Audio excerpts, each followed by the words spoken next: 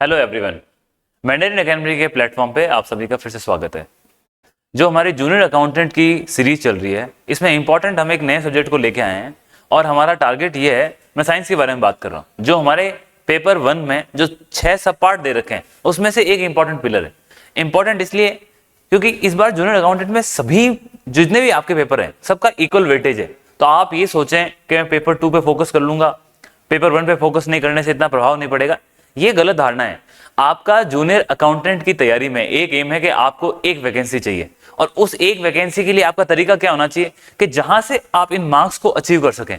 उन मार्क्स को अचीव करने के लिए आपका कोई ना कोई तरीका होना चाहिए, क्योंकि हमारा एम क्या है, अल्टीमेटली ये जो मार्क्स लिखे हैं 450 यहाँ पे और 450 यहाँ पे, लेकिन इनका सब डिवीजन दे रखा है, इन्होंने सब पार्ट कर रखा है। तो जहां से आपको मार्क्स मिल सके उन आप सब्जेक्ट पे ध्यान दो। देखो, सबसे पहले टाइम कम है और जब टाइम कम होता है, जितने इंटेलिजेंट तरीके से आप तैयारी करेंगे वो आपका सिलेक्शन करवाते हैं। आपने बीच में कई एग्जाम्स ऐसे भी देखे होंगे जिसमें कट ऑफ काफी कम गई है, तो आपने शायद रिसर्च ना किया हो, उनके लिए ड्यूरेशन कम होती है। और जब ड्यूरेशन कम होती है तो जो स्टूडेंट्स एक माइंड लगा के तैयारी करते हैं उनको उसमें सक्सेस मिलने के ज्यादा। हमारा यहाँ पे एम क्या है, पेपर 1 की अगर मैं बात करूं, देखो पेपर 2 पे सबका ध्यान है। हमारे खुद के स्टूडेंट्स वो भी यही बात करते हैं, सर हम अगर हमारी बुक अकाउंटेंसी हो गई, बुक कीपिंग हो गई, बिजनेस मेथड हो गया, इकोनॉमिक्स हो गई, कॉमर्स हो गई, तो हमारा सर काम हो जाएगा। यही है सर जो हमें ले डूबेगा, वरना यहां तो हम सब कर लेंगे। ये गलत धारणा है। कैसे? 450 मार्क्स पेपर 1 में, 450 मार्क्स कहां पे? पेपर 2 में। इंपॉर्टेंट चीज क्या है, पेपर 1 की यदि मैं बात करूं, पेपर 1 के अंदर 6 सेक्शन है। आपको हिंदी है, आपको इंग्लिश है और आप मैथमेटिक्स है। मैंने 3 पिलर चूज किए। इन तीनों पिलर के लिए 75 75 75 मार्क्स है। पर ये तीनों सब्जेक्ट ऐसे हैं जहां आपको एक बेसिक अंडरस्टैंडिंग चाहिए। आपको हिंदी में व्याकरण आनी चाहिए, इंग्लिश में आपको थोड़ी ग्रामर की अंडरस्टैंडिंग होनी चाहिए, गणित के अंदर भी आपको बेसिक अर्थमेटिक आनी चाहिए। इन चीजों से ही आप आगे ये मार्क्स अचीव कर सकते हैं। मैं ये जरूर कहता हूं कि जिनको मैथ्स आती है वो फुल मार्क्स अटेन कर सकते हैं। पर प्रॉब्लम क्या है? प्रॉब्लम ये है कि साहब सबको मैथ्स नहीं आती। अब यहां पे जो साइंस का पोर्शन है, आप एक इंपॉर्टेंट चीज है कि साइंस में इन्होंने क्या बोला है कि दैनिक विज्ञान है, और दैनिक विज्ञान को हम एवरीडे साइंस बोलते हैं। इस एवरीडे साइंस का मतलब क्या है? आपकी दिनचर्या में जो चीजें प्रभावित होती है उन चीजों के बारे में आपकी अंडरस्टैंडिंग कैसी है, फिर वहां आपको ऑप्शंस आएंगे। और हमारा एक ही टारगेट है, हमें सही गोला भरना है और हमें मार्क्स लेने हैं। टाइम बहुत कम है, इसीलिए यहां साइंस को ना पढ़ते हुए एक लिमिटेड फॉर्म में जो हमारे सिलेबस को, मैं यहां सिलेबस को आपको डिकोड करके बताऊंगा। हमारे पास सिलेबस डिटेल में अभी देख लेंगे कैसे है। उसके बाद ये नेक्स्ट हमारा 10 डेज के अंदर टारगेट है कि जो साइंस का पोर्शन है उसको कंप्लीट कर लिया जाए। होगा क्या, जैसे ही 10 डेज में साइंस का पोर्शन हो गया, आप कॉन्फिडेंस हो जाओगे कि साहब मैंने एक पिलर खत्म कर लिया। और जैसे ही आपका एक पिलर खत्म हो जाएगा, आप दूसरे पिलर की तरफ भागोगे। सेकंड ऑप्शन मेरे हिसाब से आप साइंस करो। साइंस करने के बाद आपका नेक्स्ट टारगेट होना चाहिए कंप्यूटर की तरफ। मैं अब साइंस के सिलेबस की तरफ जाता हूं। आपको मैंने इंपॉर्टेंस बता दी कि साइंस को पहले करना क्यों जरूरी है। और एक बार यदि आपने साइंस को यहां पे कर लिया, आई कैन अश्योर यू, आपके एग्जाम से पहले आई थिंक 17 सितंबर को, अभी तक जो हमारे पास जो फाइनल डेट है वो 17 सितंबर है। आप ये नहीं मानना है कि सर आगे बढ़ेगी पीछे बढ़ेगी, ये उन लोगों के काम होते हैं जिनको तैयारी नहीं करनी। आपको तैयारी करनी है, एक सीरियस एस्पिरेंट बन के रहें। एक सीरियस एस्पिरेंट को जॉब मिलने के चांसेस सब ज्यादा होते हैं। यहाँ पे हमें हमारे एलिमिनेशन मेथड से जो गलत है उनको गलत करना है और सही लेकर के ये 75 मार्क्स लेने हैं, चाहे कैसे लो। और साइंस के अंदर कोई पीएचडी नहीं करनी, कोई रिसर्च नहीं करना। जॉब किसकी की? जूनियर अकाउंटेंट की। कि सर हमें जाकर कोई टीचिंग करवानी नहीं है, या फिजिकल चेंज क्या है, केमिकल चेंज क्या है, उनके अंदर क्या होता है, मॉलिक्यूल कैसे काम करते हैं, नहीं जाना है। हमारे सिलेबस के हिसाब से क्या है, क्या प्रश्न बन सकते हैं और उस प्रश्न का कैसे उत्तर लाएं और अपना काम हो जाए। इतनी ही साइंस से फिलहाल आपको दोस्ती रखनी है। नेक्स्ट, अगर हम सिलेबस को डिकोड करने की बात करें, देखिए पहले सबसे पहले कुछ चीजों को बड़ा ही इंपॉर्टेंट ध्यान देना होता है। बोर्ड ने जब सिलेबस डिक्लेयर किया तो उसके ऊपर क्लियर लिख दिया कि साहब मैं एवरीडे साइंस की बात कर रहा हूं। जब बोर्ड ने लिख दिया एवरीडे साइंस, तो आपका भी ध्यान होना चाहिए एवरीडे। ये मेरा काम है, जब हम पढ़ाएंगे आपको तो हम बताएंगे कि एवरीडे साइंस के माध्यम से कैसे। अब जैसे यहाँ पे एक सिलेबस में पोर्शन है आपका ऑक्सीडेशन और रिडक्शन रिएक्शन, ये क्या कहना चाहता है यहाँ पे? इससे ये समझिए आप, ऑक्सीडेशन और रिडक्शन से ये यहाँ पे ये कह रहा है, जो हमारी जो केमिकल रिएक्शंस होती है, आपने देखा होगा लोहे को जंग लगता है, तो घरेलू परिस्थितियों में लोहे को जनरली जंग लगता है। जंग लगने के पीछे क्या लॉजिक है और उस जंग लगने को हम कैसे रोक सकते हैं, ये दैनिक जीवन में भी हमारे लिए बड़ा इंपॉर्टेंट है। इसी कारण से ये आपके इस बार इस प्रकार से जोड़ा गया है। नेक्स्ट आप देखिए, आपने कई बार देखा होगा कि लोग घरों की छत के ऊपर, जब इंडस्ट्री में काम चलता है, मकान वगैरह बनाते हैं, तो यहाँ पे देखिए कई प्रकार की मार्केट में शीट्स मिलती है। तो आपने ग्रीन कलर की शीट्स देखी होगी, मैं लोहे की चादरों की बात कर रहा हूँ। तो चादर एक्चुअली क्या है, लोहे की बनी है, परंतु उसके ऊपर कई बार यदि आपको दिखता है, कई बार उसके ऊपर पेंट किया होता है, कभी ग्रीन कलर का, कभी एल्यूमिनियम। तो उसमें क्या होता है, कुछ मेटल्स की उसके ऊपर कोटिंग होती है। उसका फायदा क्या है, उसका फायदा ये होता है कि हमारा जो ऑक्सीडेशन और रिडक्शन है, जो उसके ऊपर जो लोहे का प्रभाव है वो ना पड़े, क्योंकि लोहा जब भी पानी के संपर्क में आएगा, हवा के संपर्क में आएगा, तो उसमें जंग लगेगा ही लगेगा। उसको बचाने के लिए, उन सीड्स की लाइफ को बढ़ाने के लिए, जो हमारे लोगों का एक इकोनॉमिक खर्चा उसको कम करने के लिए चीजें अपनाई गई है। तो आप ये ध्यान रखिए, ये जो पोर्शंस है, मैं एक टॉपिक आपको दिया, यहाँ आप फिजिक्स में जब आओगे तो आप देखिए यहाँ पे करंट दे रखा है, इलेक्ट्रिक सेल, इलेक्ट्रिक जनरेटर। आज क्या होता है, घरों के अंदर आप क्या यूज करते हो, आप घरों में बैटरी यूज करते हो। जब पावर की सप्लाई चली जाती है तो हम बैकअप सप्लाई रखते हैं। किसके ऊपर रखते हैं, हम सोचते हैं कि ये बैटरी है और ये जो हमारा, इस बैटरी के माध्यम से अगर बिजली चली गई तो हम यहां से सप्लाई ले लेंगे। यहां ये पूछ रहा है आप सप्लाई लेते हो एक जनरेटर के माध्यम से, वो जनरेटर काम कैसे करता है। इसीलिए मैंने आपको कहा, मैं आपको हर टॉपिक को बता सकता हूं किस प्रकार से ये दैनिक जीवन से जुड़ा है, और एग्जाम में इसी हिसाब से पढ़ना है। आपको गोले सही करने, गोले सही है, आप सही हो। नेक्स्ट देखिए, यहां बोला है कि इलेक्ट्रिक कनेक्शन दे रखा है, उसका अरेंजमेंट आपके घरों में कैसे होगा। आप यहां बताइए, अगर इसने पूरा कंसेप्ट समझाना होता तो ये बोलता इलेक्ट्रिक ग्रिड का समझ लो, इलेक्ट्रिक करंट के बारे में बता दो, उसकी थ्योरी बता दो। नहीं, ये कह रहा है कि घर के अंदर जो बिजली के कनेक्शन होते हैं कैसे होते हैं। एक एसी होता है, एक डीसी होता है। यहाँ डीसी डिस्ट्रिक्ट कलेक्टर नहीं है, ये डायरेक्ट करंट है और ये अल्टरनेट करंट है। तो ये आप देखिए किस प्रकार से आप मोबाइल चार्ज करते हो, आप अपना टैबलेट चार्ज करते हो, लैपटॉप चार्ज करते हो, आप कोई भी अपना इलेक्ट्रिक इक्विपमेंट जो हम आजकल दिनचर्या में यूज कैसे चार्ज करते हैं, हम उसको किस में डालते हैं, हमारे जो सप्लाई आती है इलेक्ट्रिक सप्लाई, उसमें डालते हैं। आपने देखा उसके अंदर एक अडेप्टर होता है, उस अडेप्टर को ध्यान से देखा होगा कभी आपने, उसमें लिखा होता है डीसी है या एसी है। ये जब पढ़ेंगे हम तब बात करेंगे। मेरा कहने का मतलब क्या है, आपकी घरेलू चीज आपके साइंस के सिलेबस में हमें इस हिसाब से जूनियर अकाउंटेंट की तैयारी करनी है और इस पोर्शन को खत्म करना है। आगे देखिए, working of house hold electric appliances, मतलब क्या इलेक्ट्रिक अप्लायंस होते हैं घर में, फ्रिज होगा, कूलर होगा, वॉशिंग मशीन होगी। तो ये जो आपके घर के सामान है, किसी घर में इलेक्ट्रिक चूल्हा होगा, ये जो आपके घर के सामान है, ये घर में जो इलेक्ट्रिक सामान है वो कैसे काम करता है। तो यहाँ बेसिक कंसेप्ट की बात हो रही है। आप देखिए, मैंने इस लाइन से लेकर के यहाँ तक, मैं यहाँ फिजिक्स के कम से कम 5 टॉपिक कवर कर लिए, लेकिन सारी की सारी चीजें गलत। करंट है, आपकी इलेक्ट्रिक सेल है, सेल वही होते हैं जिसको आप समझते हैं। आपने कभी पहले बड़े वाले सेल देखे होंगे जो बैटरी के पीछे डाल के रोशनी से करते थे, या फिर आपने छोटे सेल देखे होंगे जो हम दीवार में घड़ी के पीछे डालते हैं। तो इन चीजों है सेल, चाहे बड़ा हो चाहे छोटा, वो सेल है और सेल का एक फंक्शन होता है। हमें साइंस के हिसाब से वो फंक्शन पढ़ना है और उस फंक्शन से क्या क्वेश्चन आ सकते हैं हमें वो करना है और फ्री हो जाना है। उसके बाद एक इलेक्ट्रिक जनरेटर की बात कर ली, ये फिजिक्स आपकी है। ये ऊपर वाला पोर्शन है वो आपका केमिस्ट्री का है, नीचे वाला पोर्शन है इन्वायरमेंट है। अब आप कहोगे इन्वायरमेंट का साइंस में क्या लेना देना, बिल्कुल इन्वायरमेंट का लेना देना ज्योग्राफी के साथ होता है। परंतु यहाँ क्यों है, यहाँ पे ये इसलिए है, ये आपसे कहना चाहता है कि इन्वायरमेंट में आपके जो चीजें साइंस से जुड़ी हुई है और वो आपकी दैनिक जीवन को प्रभावित करती है। फॉर एग्जाम्पल, यहाँ आपके इन्वायरमेंट के सिलेबस में लिखा है बायोटिक और अबायोटिक कॉम्पोनेंट। बायोटिक और अबायोटिक कॉम्पोनेंट का, बायोटिक कॉम्पोनेंट आप सिंपल ये समझिए आप और मैं। अबायोटिक जो हमारे आसपास ये हवा है, ये लाइट है, यहाँ तो सारी आर्टिफिशियल लाइट है, लेकिन हम बाहर जाएं तो सनलाइट आती है, सूर्य की रोशनी है। तो इस प्रकार से जो हमारे आसपास का वातावरण है, ये बायोटिक और अबायोटिक, ये दोनों ही कंपोनेंट मिलकर के हमारे जो पर्यावरण है उसको बनाते हैं। और इस पर्यावरण को यहाँ पे क्या नाम दिया है, इकोसिस्टम। इस इकोसिस्टम को समझना है तो बायोटिक और अबायोटिक, मैं, आप, हमारे आसपास का वातावरण, ये सारी चीजें मिलकर आपका एक इकोसिस्टम बनाता है। और इस इकोसिस्टम के अंदर 3 लेयर्स हैं, एक आपका एटमॉस्फेयर है, एक आपका लिथोस्फीयर है और एक आपका हाइड्रोस्फीयर है। इन तीनों ही आवरण के बारे में हम चर्चा करेंगे। यहाँ क्लियरली मेंशन है, लाइन बहुत बड़ी है लेकिन बहुत छोटा है। इंपॉर्टेंट चीज क्या है, लोग यहाँ कंफ्यूज ये होते हैं कि वो इन्वायरमेंट की बुक ले रहे हैं, नोट्स ले रहे हैं, उसको रेफर कर रहे हैं, आप समझ नहीं रहे। वो आपके जो क्वेश्चंस आने वाले हैं वो इस एवरीडे साइंस के हिसाब से आएंगे और आप यहाँ पे बुक्स पढ़ रहे हो, वहां से आपको प्रश्न नहीं मिलेंगे। आपको क्या करना है, एक वर्ड होता है जिसे हम कहते हैं मिनिमम एफर्ट और आपको मैक्सिमम आउटपुट।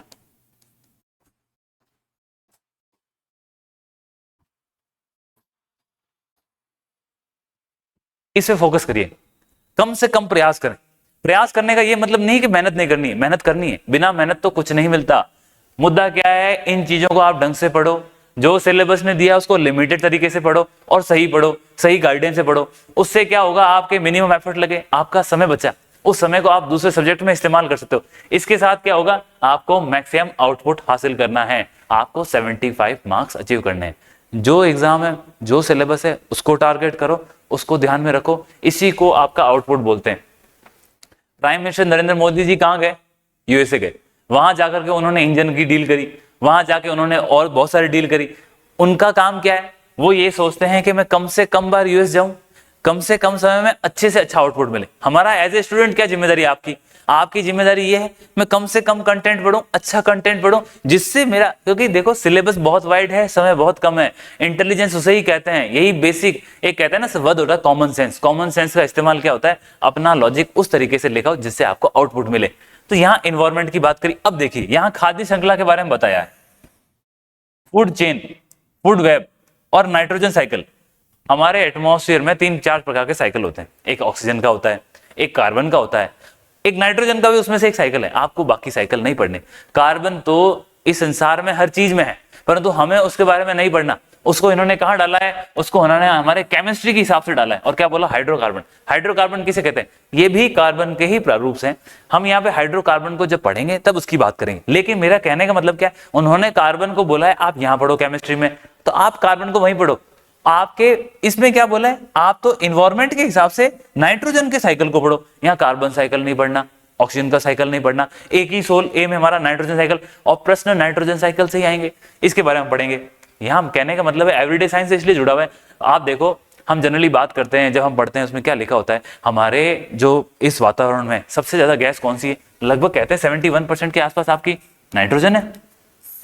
अब 71% नाइट्रोजन है तो ये तो बहुत सारी है, लेकिन जो नाइट्रोजन हमारे एटमॉस्फेयर में है, इस एटमॉस्फेयर में जो नाइट्रोजन अवेलेबल है उसको हम इस्तेमाल नहीं कर सकते। जो पेड़ पौधे हैं, जानवर है, हमें क्या चाहिए, ऑक्सीजन, वो एटमॉस्फेयर में कम है, उसको बचाने के लिए हम हर तरह से कोशिश करते हैं। लेकिन नाइट्रोजन जो पौधों को चाहिए, कब, जब वो प्रकाश संश्लेषण की क्रिया करते हैं, जब वो खाना बनाते हैं, जब उस खाने बनाने की प्रक्रिया में जब उनको गैस चाहिए होती है, वो गैस कहां से मिलती है, उनको पौधों को जड़ों के माध्यम से मिलती है, और उस नाइट्रोजन के रूप में नहीं मिलती, उसका एक अदर फॉर्म होता है। तो हमें यह समझना है कि उस नाइट्रोजन साइकिल में जो ये 71% गैस अवेलेबल है, वो गैस किस प्रकार से पौधों को खाना बनाने में हेल्प करती है, और यही एम आपको यहां समझना है। इसीलिए किसका पोर्शन है, आपके एनवायरमेंट का। नेक्स्ट देखिए यहां क्या बोल रहा है, सिलेबस नहीं पढ़ने की गलती ये होती है, ऐसे वर्ड होते हैं कीवर्ड। कीवर्ड क्या लिखा है, general information about biotechnology, bio patents. कहना क्या चाहता है, साधारण जानकारी। यहां बायोटेक्नोलॉजी में बहुत बड़ी बड़ी चीजें आती है। कोई आरएस के सिलेबस उठा रहा है, कोई आईएएस का सिलेबस उठा रहा है, बोला वहां से पढ़ लेते हैं। आपको जनरल इंफॉर्मेशन, साधारण जानकारी चाहिए, किसके बारे में, बायोटेक्नोलॉजी की। आप उदाहरण देखिए, देखो ये काम हमारा होता है, गाइडेंस इसी को कहते हैं। यहां क्या लिखा है सिलेबस में, बायोटेक्नोलॉजी। नीचे आपके सिलेबस के अंदर इसी के साथ ऐड किया हुआ था, मैं आपको बताऊंगा, next 1 minute please.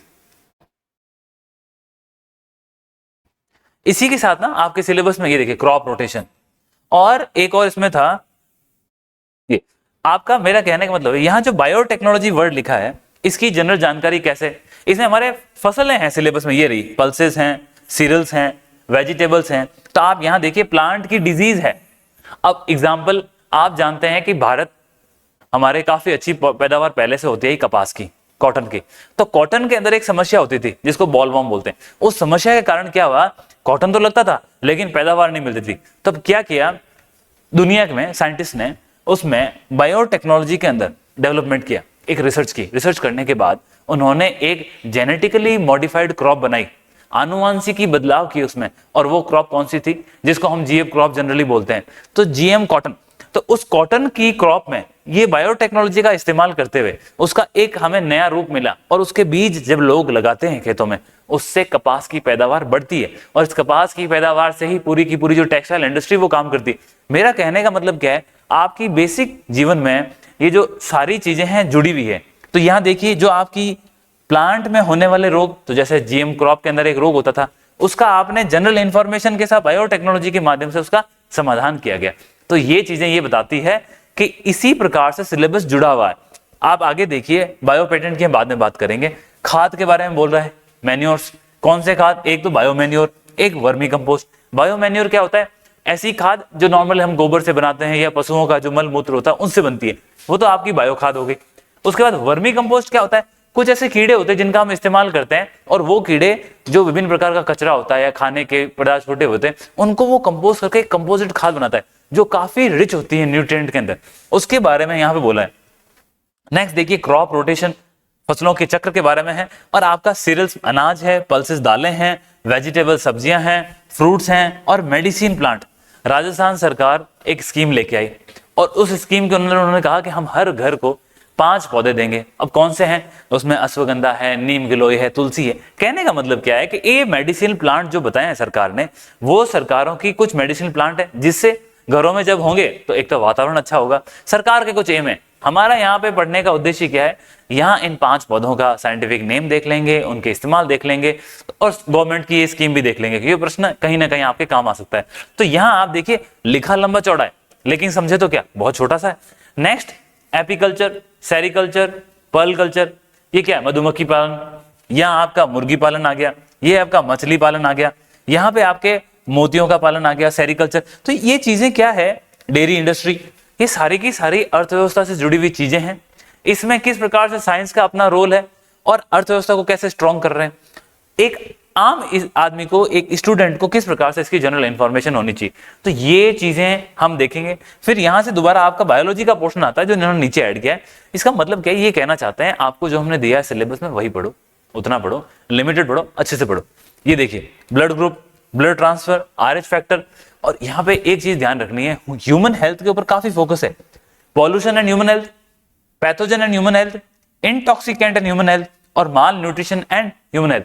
Human health से संबंधित 4 टॉपिक दिए हैं आपको। इन्होंने पॉल्यूशन दिया है, माल न्यूट्रिशन दिया है, इंटॉक्सिकेंट जो नशे की प्रवृत्ति है, उसमें नशीली चीजें होती है, उसके बारे में है।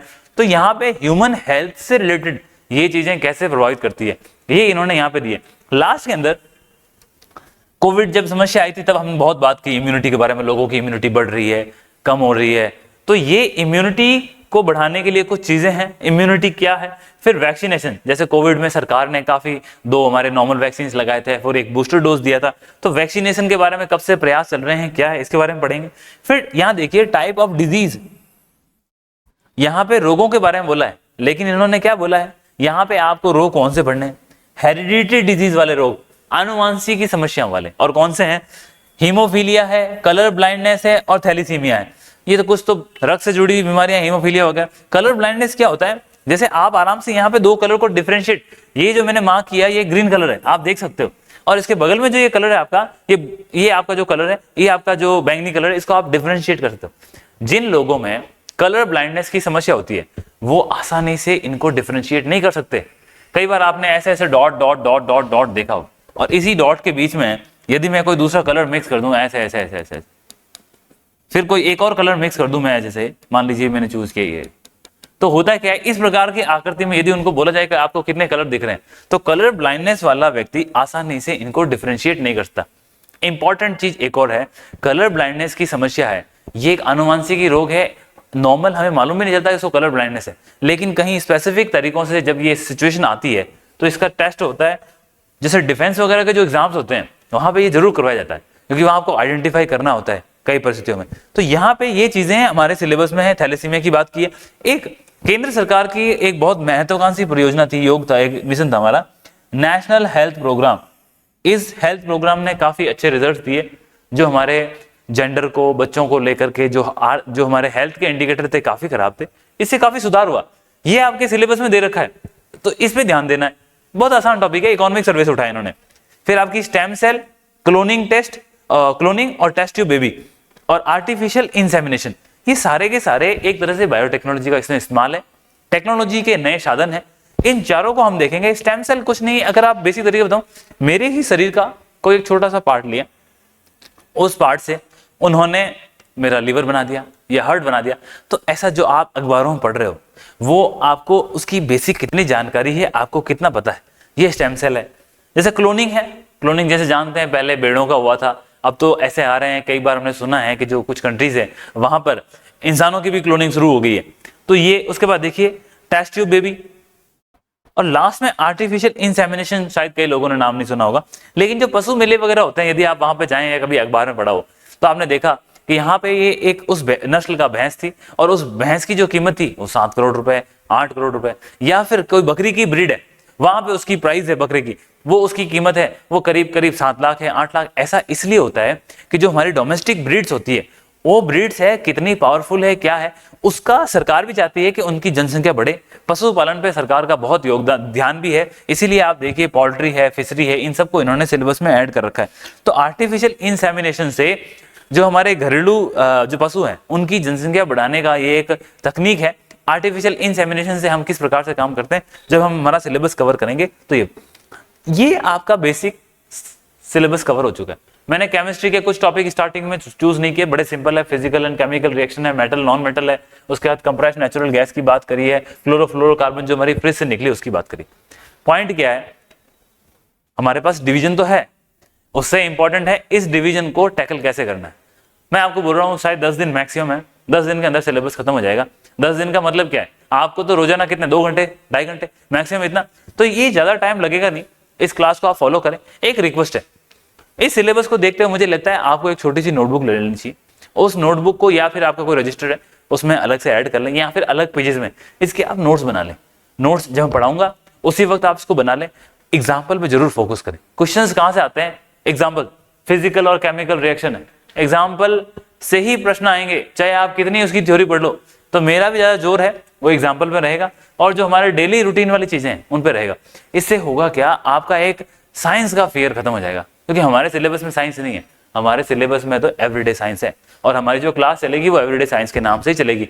इन चीजों से इसको कवर करना है, रजिस्टर में लिखना है। जैसे ही 10 दिन में सिलेबस खत्म होता है, उसके बाद आप क्या कीजिए, एग्जाम से पहले 2 या 3 बार उसके जो भी आपके मैक्सिमम 15 से 20 पेज होंगे उसको आप देखें, रिवाइज करें, और 75 मार्क्स के लिए आप अश्योर रहें। एम क्या है, 75 मार्क्स। प्रश्न कितने आएंगे, 25। बस ये पढ़ने के बाद पहला काम क्या अपना, पहले हम पढ़ेंगे। सेकंड हमारा काम क्या है, उसकी एक्सरसाइज करेंगे, जिसको आप टेस्ट सीरीज बोल दो, जो भी बोल दो, प्रश्नों की प्रैक्टिस होनी चाहिए। मुद्दा ये है, रीड करो, एक्सरसाइज करो, और सबसे इंपॉर्टेंट चीज, जो सबसे इंपॉर्टेंट है, मैं बिना बताए इसको आपके स्टार मार्क लगा दिया। मेरा कहने का मतलब, जब आप एग्जाम हॉल में बैठे हो उस दिन आप प्लीज शांति से, तसल्ली से, ये जो गोले होते हैं ना,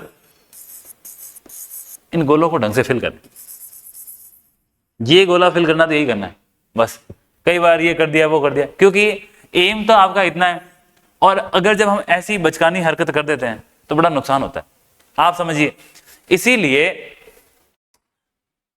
25 क्वेश्चन है, एक क्वेश्चन 3 मार्क का है, आप कैसे ऐसी मिस्टेक्स कर सकते हैं अफोर्ड। ज्यादातर स्टूडेंट्स ये कर लेते हैं, ये कर लेते हैं, और ये कर लेते हैं गड़बड़, तो फिर नकारात्मक। हमारा काम क्या है, इस पे फोकस करो, ये करो, और फाइनली स्टार मार्क लगाओ और सक्सेस हासिल करो। ये तीनों अप्रोच से ही आपका ओवरऑल जो परफॉर्मेंस होता है उसके अंदर रिजल्ट मिलेगा। मैं आपको पहले दिन बता रहा हूं, यहां से लेकर के यहां जाना है, ये सभी सिलेबस के लिए, सभी सब्जेक्ट के लिए लागू होता है। मेरा आज का जो एम है वो आपको साइंस के लिए है, तो मेरी एक ही रिक्वेस्ट है, जितना मैंने आपको बताया उसके हिसाब से फॉलो करें। ये क्लासेस हम इसके बाद कंटिन्यू करेंगे, फॉलो ऑन रहेगी हमारी क्लासेस, और इसको आप देखें। जो भी अपने साथ में जो सीरियस कैंडिडेट है, तैयारी कर रहे हैं, उनके लिए बहुत काम की चीज है, उनको आप बताएं इसके बारे में। और जो हमारी द मंडेरियन टीम है वो आपके इसके पूरे सपोर्ट में है। किसी प्रकार की क्वेरी हो आप लाइव चैट में डाल सकते हो, टेलीग्राम पे क्वेश्चन पोस्ट कर सकते हो, जनरली हम उसका आराम से आपको आंसर करते हैं, मैं पर्सनली भी करता हूं। तो मेरा ये कहना है, बने रहें इसके साथ और इसको देखें। और आपको ऐसा लगता है कि सिलेबस के अंदर कोई ऐसा टॉपिक था जो मैंने कवर नहीं किया, कहीं आपको ऐसा अलग सिलेबस आ रखा हो कि नहीं सर साइंस तो बहुत बड़ी है, आपने तो बहुत छोटे में समझा दिया, और थैंक यू बोलो मुझे, एटलीस्ट मैंने आपको सिलेबस पढ़ने के लिए आज मजबूर करवा दिया। सबसे इंपॉर्टेंट चीज एक और होती है कि आपको सिलेबस को ब्रेक डाउन करके पढ़ना है, क्योंकि आज क्या हुआ, आज आपने मेरे साथ मेरे शब्दों से सिलेबस को समझा, उससे हुआ क्या, आज आपको सिलेबस तो याद हो गया। एक दफा और देखोगे तब मालूम चलेगा अच्छा ये है क्या, वरना तो हम तो साइंस को इंग्लिश में लिखा था, हमने देखा ही नहीं, ये तो इतना बड़ा था। जो चीजें दिखती है वो वैसी होती नहीं है, इसीलिए इन चीजों पे डरो मत, इन पे फोकस करो। और मैं आपको इस तैयारी के लिए अभी से बेस्ट ऑफ लक कहता हूँ और keep doing good, very good, thank you.